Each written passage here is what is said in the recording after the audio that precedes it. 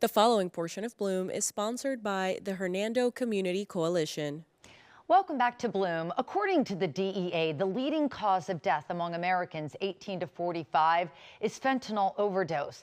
But our next guest says when families, communities, and schools come together to have open conversations about the risk of substance use, that creates a strong foundation for helping people stay on a healthier path and reduces the risk of addiction in the future. Here with more is the executive director of the Hernando Community Coalition, Teresa Watson. Teresa, it is such a pleasure to see you.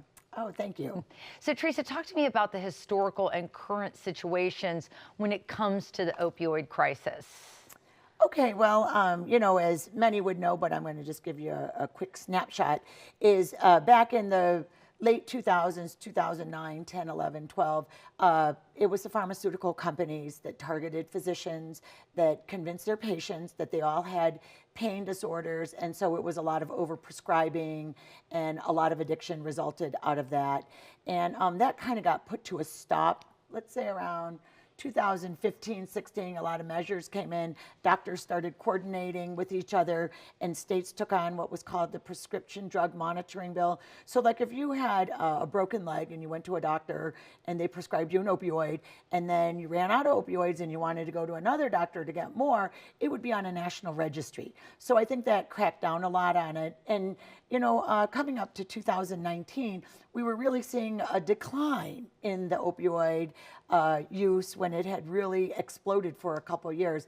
But unfortunately, fentanyl, which is a synthetic version of it. Yes, it's a synthetic version that is manufactured basically in China, imported to Mexico, and then brought into, of course, the United States.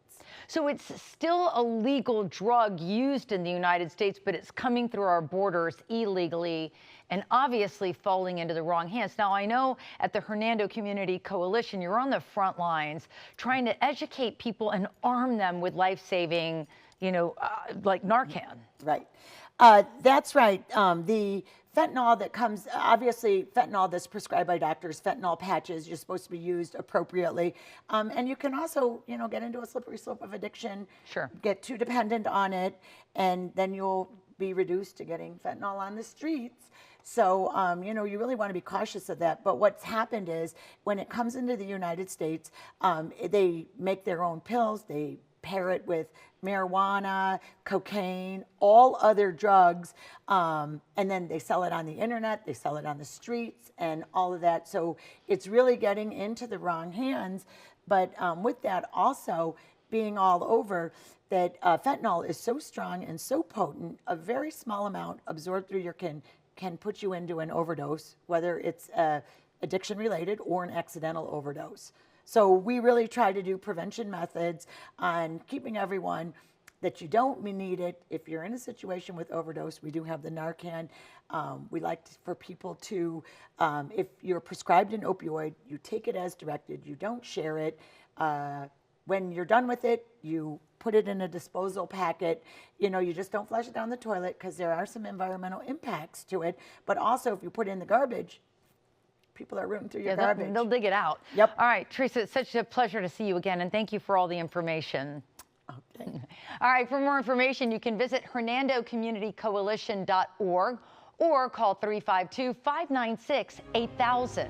We'll be back with more Bloom right after this. The preceding portion of Bloom was sponsored by the Hernando Community Coalition.